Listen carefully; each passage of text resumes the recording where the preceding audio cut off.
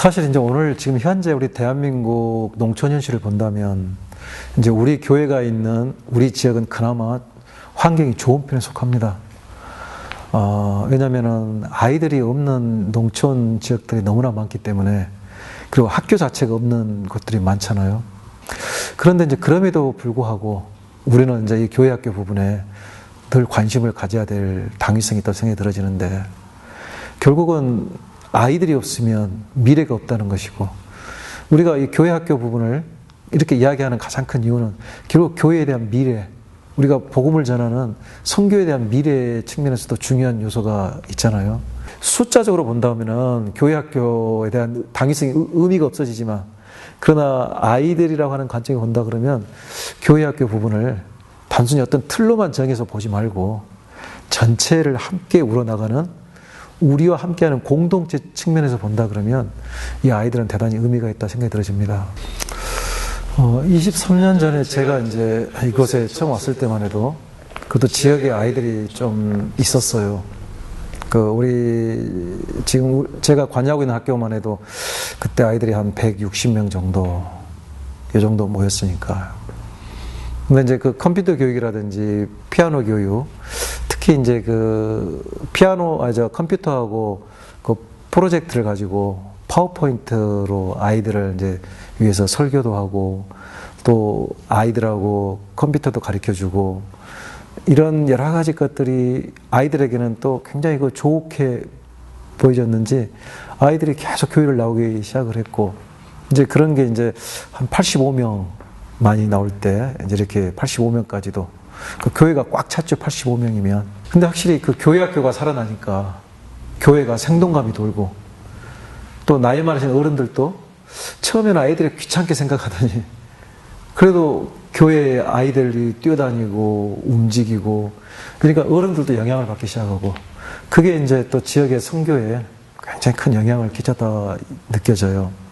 그런데 이제 그런 학교가 아이들이 계속 줄어가다 보니까 결국 학교 자체도 이제 폐교 위기에 몰리게 됐고, 그래서 그 폐교 위기에 몰리게 됐을 때 이제 지역민들, 또 학부모, 동창, 여러 사람들과 이야기하면서 그때 제가 느낀 것이, 결국 지역 학교나 교회 학교나 이것이 일부분이 아니라 우리가 살아가는, 또 우리가 복음을 전해야 되는 이런 지역과 또 우리의 삶의 전체에서 한 부분이고, 또 그것이 중요한 그 구성 요소라고 하는 생각을 또 하게 됐죠. 그렇게 생각을 하니까 이것은 결코 어떤 단순히 학교 차원이 아니라 이것은 교회가 미래를 위해서 투자해야 될 중요한 부분으로 생각을 하기 시작을 했고, 그래서 학교를 살리는 일에 있어서 이제 그때부터 우리 교우들이 선교 헌금을 본격적으로 하기 시작을 했어요.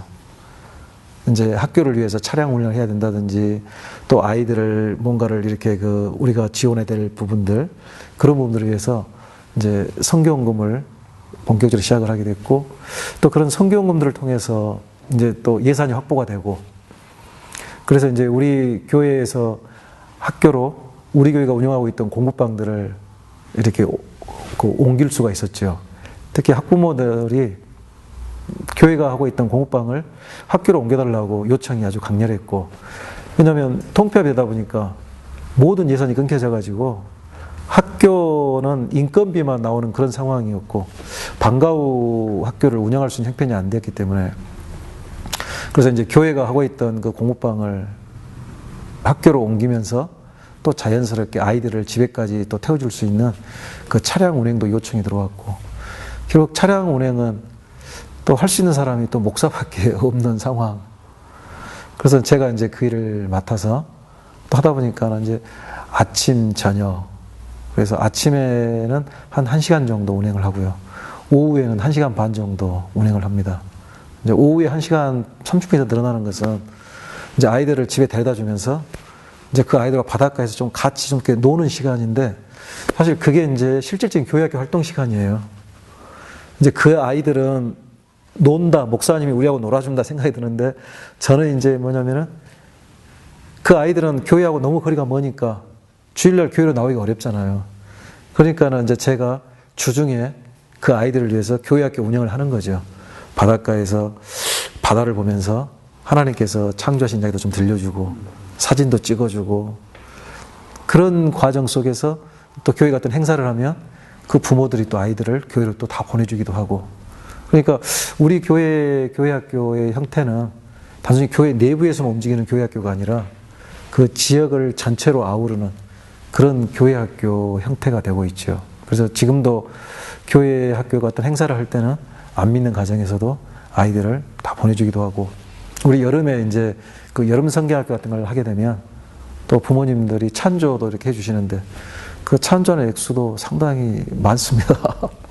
그래서 그것 가지고도 충분히 하고 남을 정도로 이렇게 또 많이 주시고 근데 그분들이 또 이렇게 많이 또 찬조를 해주신 이유는 이제 저에 대한 이제 고마움이 있죠. 아이들을 계속 이렇게 하는 그런 것들이 있어서 그래서 가만히 생각해 보면 아 하나님의 섭리가 나는 단순히 처음에 이게 내가 좀 수고한다 생각을 했는데 결국은 그런 모든 수고들을 통해서 우리가 복음을 전하는 그런 방향으로 하나님께서 이끄신다 그런 생각이 들어졌거든요. 그래서 우리가 농촌에서 특히 농촌에서는 교회 학교를 단순히 어떤 그 부분적인 틀로서만 생각하지 말고 지역의 전체의 흐름 속에서 그리고 또 교회를 구성하는 전체 틀 속에서 그리고 또 지역 선교의 아주 중요한 밑바탕으로서 우리 아이들을 생각하고 또 지역 학교를 생각하고 교회 학교를 생각한다면 그 자체가 아마 우리 한국 농촌교회에 있어서 아주 중요한 그 교회 학교의 형태가 되지 않을까 그런 생각을 해봅니다. 할 수 있었던 게 아이들하고 놀아주는 거였습니다. 어른들은 오는데 잘 안 돼요. 그래서 왜 등록을 안 하십니까? 그러니까 다 좋은데 목사님이 너무 젊으셔서 어리다는 말은 못하고 그래서 그때 제가 사실 머리가 이게 맨 처음부터 있던 거 아니고요. 좀 이렇게 좀 넘기고 목회하고 싶어서 하나님 나이 좀 들어 보이게 해서 그런 기도도 하고요.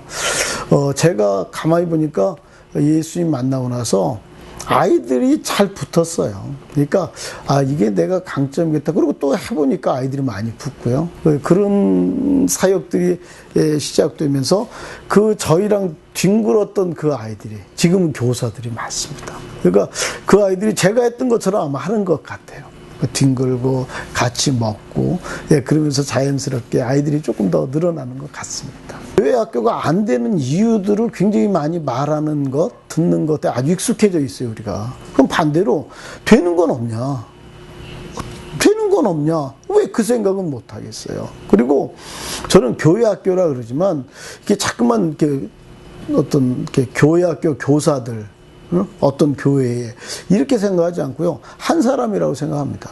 내 한 사람이 제대로 된 교사면 그 아이들에게 이렇게 붙는 영혼들이 있어요. 그러니까 한 사람의 교사로도 3, 40명 출석시키는 건 사실은 일도 아닌 거예요. 어떻게 보면 10명 이상은 기본적으로 할 수 있습니다. 근데 자꾸만 이렇게 안 되는 거, 이렇게 한국교회가 전반적으로 이렇게 뭐라 그럴까, 의욕을 잃고요. 이렇게 디프레스되어 있는 것 같아요.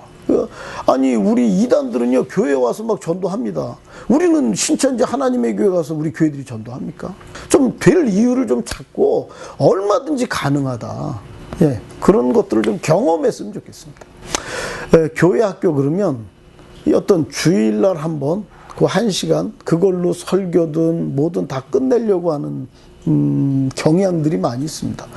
뭐, 그게 도대체 가능한지요? 그거 뭐 될 수도 없고요. 그러니까 저희들은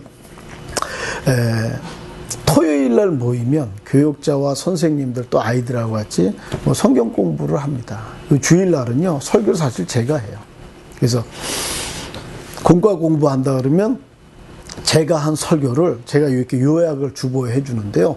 아이들하고 나눕니다. 그리고 뭐 그게 식당이든 뭐 각 우리가 사실 장소가 아이들하기는 좁기 때문에 각 처소에서 나누는데 선생님들이 이렇게 책을 펴고 나누는 게 아니고요. 그 중에 이렇게 쫙 한 것 중에서 인상 깊은 거 한두 개를 적어서 뭐 같이 뭐 김밥도 먹고 커피도 마시고 뭐 아이들 차도 마시고 자기네들이 다 준비해 오더라고요. 그러면서 이렇게 툭툭 던지면서 거기서 이렇게 나누는 거예요. 그게 공과인 거지.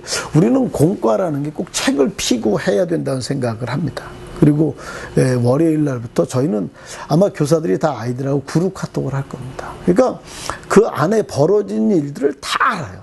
아이들하고 교사들하고 이렇게 떨어진 것도 아니고요. 저하고 떨어지는 것도 아니에요. 저희는 뭐 그룹 카톡은 안 하지만 아이들은 최소한 저하고 이렇게 익숙해진 아이들은 최소한 금요일하고 주일은 만나죠. 교회 학교 부서가 그 교회에서 어느 홀로 떨어진 부서가 아니고 들어와서 공동체 안에 있는 부서, 그리고 선생님하고 같이 계속 유기적으로 연결되고 어떻게 알고 있고 관계를 맺고 있는 부서.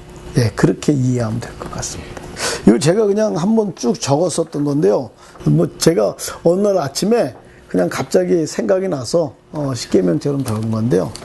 자꾸만 부흥 막 이래요. 근데 아이들도요 압니다. 전도하러 온 거죠. 그러니까 전도하려는 게 아니고 사랑하는 거예요. 아이들은 사실 사랑의 대상이지 뭐 전도해서 내가 이렇게 많이 부흥했어요 뭐 이렇게 말하는 게 아니거든요. 가르치지 말고 놀아줘라. 뭘 배우려고 교회 오는 애들은 없어요. 같이 놀다 보면 바뀝니다. 변화시키려고 하지 말고 이해해라. 변화시키는 건요, 인간이 인간을 못 변화시켜요. 그냥 이해하고 곁에 있어주고 그러면요 다 힘든 세상 삽니다. 부흥시키려고 하지 말고 기도해라. 부흥시키려고요. 근데 기도하면 하나님이 내 그릇에 맞게, 내가 10명, 20명이면 그 정도 할 거예요. 타서하지 말고 주머니를 열어라. 그러니까 교사가 정말 사랑하면 거룩한 낭비를 할 수 있습니다. 교회에서 재정을 타서 뭘 하려고 하는 생각을 가진 교사치고요. 부흥시키거나 아이들을 사랑할 수 있는 교사가 있다고 저는 생각하지 않아요. 사랑하면 낭비합니다. 거룩한 낭비. 그룹 카톡으로 서로의 생각을 공유해라 이랬는데요. 이게 주일날 1시간 만나는 거는 부족해요. 그래서 요즘은 다 그런 카톡들이 있으니까 어울릴 수 있고요. 생각을 메모하고 공유해라 이랬는데요. 하나님이 주시는 어떤 스피릿 영감들은요, 이렇게 지나간다고, 그거 머물러 있지 않아요. 그래서 잘 때든 어디든 자기 있는 데서 늘 메모지가 있어요. 기다리지 말고 전도해라. 왜 부흥 안 되냐? 전도 안 해서 그런 거예요. 왜 애들이 그냥 오나요? 다 가야지. 그러니까 어떻게 전도할 거냐? 그건 이제 형편에 맞게 하는 거죠. 나가야 됩니다. 추억을 만들어줘라. 아이들은요, 다 힘들고요. 저희 어른들의 책임, 교사의 책임은 그 아이들이 나중에 이렇게 뒤돌아봤을 때, 나 그때 참 좋았었는데, 나 그 선생님 참, 그런 일이 있었는데, 이렇게 씩 돌아봐서 웃을 수 있는 추억들을 만들어주는 게 그 아이의 삶도 풍성해지고, 그게 어른의 역할이라고 생각을 하거든요. 그러니까 그런 다양한 것들은 얼마든지 있습니다. 예. 그리고, 독서의 습관을 가져. 책을 너무 안 읽어요. 사실 책에 길이 있는데. 매일 아침마다 7시 30분에 아이들이 교회 모여서 30분간 예배하고 학교에 가는 것입니다. 월요일은 아이들에게 예배 끝나고 난 다음에 머리 안수 기도를 하면서 꿈을 위해서 꿈을 고백하게 하고, 그 다음에 수요일은 기독교 영상물을 보여주면서 조금 편안하게 호흡하고 8시에 모여서 8시 30분까지 예배드리고 학교에 갑니다. 이게 굿모닝 예배입니다. 매일 아침 모여서 성경을 읽습니다. 성경을 2장씩을 읽습니다. 읽고 그리고 아이들에게 설명하고 이해시키고, 그 속에서 굉장히 다양한 교육이 이루어집니다. 성교육도 이루어지고 경제교육도 이루어지고 또 아이들의 학업에 대한 그런 열정이라든가 이런 것도 이루어지고 직업교육도 이루어지고 모든 것들이, 그러니까 성경이 있다 보면 그 안에 다 있기 때문에 꼬투리 탁 하나 잡히면 즉흥적으로 그냥 교육도 이루어지게 되고, 프로그램은 학교 가는 날만 합니다. 그래서 월요일부터 금요일까지만 하고요. 토요일 주일은 안 하고 방학 때도 안 합니다. 공휴일도 안 하고. 그러니까 아이들이 학교 가는 날만 조금 일찍 교회 와라. 이제 이런 형태로 이제 진행을 하고 있고, 이거를 지금 배워서 하는 교회들이 몇 교회 생겼어요. 아주 잘하고 있는 교회들이 몇 교회 생겼어요. 근데 저는 역사의 개념을 조금 넓게 생각을 합니다. 모든 역사가 하나님의 역사라고 봐버리니까, 모든 역사가 하나님의 역사고 모든 역사 속에 이루어지는 일들이 하나님과의 관여 속에서 이루어지는 것이다. 하나님께서 주도해 가시는데 그 속에는 하나님께 대한 반역의 역사도 있고 또 이교의 역사도 있고 다 있지만 결국은 하나님과의 관여 속에서 이루어지는 역사라고 저는 이해하고 있습니다. 그래서 아이들에게 역사를 가르치는 것은 단순하게 역사 의식을 심어주는 차원을 넘어서서 신앙교육입니다. 제가 아이들에게 역사 교육하는 것은 신앙교육입니다. 그래서 영성교육입니다. 심지어는 제가 이 프로그램을 이제 경주에서 시작을 해서 제주까지 10개 프로그램을 가지고 진행을 하거든요. 봄학기에 하나, 가을학기에 하나 이렇게 이제 진행을 합니다. 그런데 봄학기에 경주를 갈 때 좀 도전적인 제목을 붙입니다. 일현 스님과 함께 떠나는 삼국유사 역사기행. 그렇게 하면 목사가 교회에서 가는데 무슨 일현 스님이냐. 근데 일현은 스님이고 삼국유사는 일현이 썼거든요. 삼국유사를 모르면 경주를 모르는 거예요. 그러면 그 경주에 가가지고 할 때는 삼국유사 얘기 나와야 되고 이걸 누가 썼지? 그럼 일현이 썼어. 그럼 승려야. 스님이야. 라고 하는 것들을 다 드러내고 그리고 그 당시에 일현이라는 사람의 눈에 비쳤던 역사는 이런 것이었다. 그러면 너희들 눈에는 이 역사가 어떻게 보이느냐. 이걸 배우게 하고 싶은 거죠. 그러니까는 일현의 눈에 비쳤던 세상의 모습이 아니라 우리가 가지고 있는 믿음의 눈으로 세상을 볼 때에 세상은 어떻게 보일까? 이런 것들을 이제 가르치는 겁니다. 예수님께서 들에 빈 백합화를 보아라, 저 공중의 새를 봐라, 모든 만물을 교육의 재료로 삼으셨던 것처럼 역사가 제가 아이들에게 영성을 가르치는 재료입니다. 그래서 그 재료를 통해서 아이들에게 역사의식만 심어주는 것이 아니고 신앙을 심어주고 세워주고 그리고 살아가는 삶을 배워주고 인성을 깨우쳐주고 또 글공부도 시키고 아이들 건강 체력도 좀 보강시키고 이런 다양한 일들이 이루어지게 됩니다. 아이들이 더 좋아해요. 부모들보다. 그러니까는 아이들도 현장에서 이렇게 역사를 배우고 삶을 배우고 또 여행을 해서 세상을 보고 하나님을 배우고 하는 이런 것들에 대한 목마름이 있는 것 같아요. 중학교 가면 이제 외국으로 데리고 다니고요. 그다음에 청년이 되면 단기 사역으로 데리고 다닙니다. 이렇게 단계적으로 이 기행 프로그램이 진행이 됩니다. 한국 교회를 이렇게 들여다보면 큰 교회는 큰 교회대로, 작은 교회는 작은 교회대로 자녀들과 부모들이 함께 예배 드릴 수가 없는 구조로 되어 있습니다. 큰 교회는 아까 말씀드린 성장이 목매어 있기 때문에 어떻게 하든지 동일 세대를 묶어가지고 폭발적인 성장을 해야 되기 때문에 부모들을 만날 수가 없어요. 이거는 시간의 문제가 아니고 공간이 아예 완전 별도에서 놀기 때문에. 그런데 작은 교회는 작은 공간에서 시간을 효율적으로 써야 되니까 주일 학교는 9시, 어른들은 11시, 그 다음 정신문고 중고등부는 2시인데 2시쯤 되면 교회는 거의 유령의 집처럼 되어 있습니다. 그러니까 사실은 믿음은 보고 배우는 것이 돼야 되는데 볼 사람이 없는 거죠, 사실은. 그래서 제가 저희 교회도 100명 미만이었지만 제가 올 때 어떻게 하면은 부모들과 동일한 시간대에 와서 동일한 시간대에 흩어질 수 있을까 하는 생각을 했습니다. 그러려면 조금 희생이 필요한 것 같습니다. 그래서 어렵지만 어쨌든 주위에 있는 건물을 빌려서 적어도 부모님들이 오는 그 시간에 와서 동시에 예배를 드리도록 하는 것이 1차적인 계획이었습니다. 그렇게 했고요. 두 번째 이제 그러면서 정말 예배는 어쨌든 우리에게 중요한 겁니다. 많은 사역이 예배를 통해서 어쨌든 우리는 하나님을 경험합니다. 그런데 이 예배를 어쨌든 자녀들과 함께 드릴 수 있으면 얼마나 좋을까라는 생각을 했죠. 그런데 제일 좋은 것은 오전에 같이 예배를 드리고 오후에 교회 학교 가면 좋겠더라고요. 그런데 그렇게 했을 때 문제가 뭐냐면 또래 집단만이 갖는 불신자들을 향한 메시지가 약해지겠더라고요. 실제로 그런 사례를 보니까 장년들이 불신자들이 전도가 안 되는 거예요. 오니까 어수선하죠. 아이들은 있죠. 그래서 저희가 어쩔 수 없이 오후에 세대통합 예배라는 예배를 만들었습니다. 이유는 성경에 보면 아브라함하고 이삭이 나이 차이가 제일 긴 간격이 그 100살 차이 나는 부자지간입니다. 그런데 그 두 부자가 사실은 가장 세대 차이가 없었습니다. 왜? 한 장소에서 한 하나님을 경험했기 때문에. 사람이 그 나이가 됐다고 철이 드는 것이 절대로 아닙니다. 그런데 나이를 가지고 사람을 동일 집단으로 묶기 시작한 것은 산업혁명 때 효율적인 어떤 것을 위해서 만들어진 제도입니다. 그래서 저희는 사람들은 절대로 또래로부터 좋은 것을 배우는 것이 없다는 겁니다. 우리 신앙 자체가 계시 종교듯이 또래로부터는 이상한 거 배우지 좋은 것은 위로부터 오는 겁니다. 그래서 이게 좋은 점이 뭐냐면 아이들이 신앙의 롤 모델을 자기 부서 안에 선배로부터 볼 수 있다는 거죠. 세대통합 예배에 또는 세대통합 사역의 핵심 가치가 뭐냐라고 저에게 묻는다면은 부모님의 신앙을 자녀들이 보고 배울 수 있도록 하는 사역이고 예배해야 된다. 예배조차도. 그래서 저희는 기본적으로 부모나 자녀들과 관련된 사역은 모두 세대통합예배에서 일어납니다. 예를 들면 신혼부부가 신혼여행을 다녀와서 특송을 보통 합니다. 교회에서. 좋은 전통이죠, 사실은. 그 특송도 저희들은 오후 세대통합예배 때 합니다. 왜?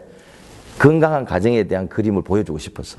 또 유아세례나 그 다음에 입교식 같은 경우도 저희는 다 세대통합예배 때 합니다. 왜? 부모들이 함께 축복하고 전 교인이 함께 축복할 수 있기 때문에. 매월 둘째 주에는 내 인생에 개입하신 하나님이란 제목으로 우리 교회 아버지들이 간정 설교를 하는 날입니다.